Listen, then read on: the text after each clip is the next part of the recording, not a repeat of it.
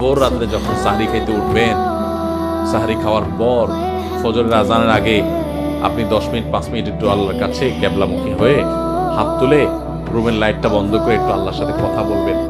মানুষের সাথে বহুত কথা বলছেন, আল্লাহর সাথে একটু কথা বলে দেখেন। আল্লাহর সাথে কথা বলার স্বাদ আছে ভাই, অনেকে জীবনে একবারও এই স্বাদ পান নাই। একটু কথা বলে দেখেন, ভোর রাতে সাহরি খেতে উঠলে 10টা মিনিট একটু হাত তুলে কথা বলেন।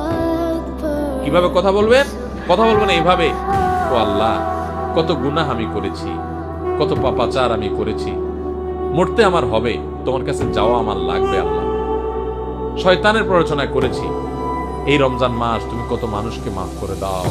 নবী করিম সাল্লাল্লাহু আলাইহি ওয়াসাল্লাম বলেছেন, ওয়ালিল্লাহি উতাকাউ মিনান নার ওয়া যালিকা ফি কুল্লি লাইলা।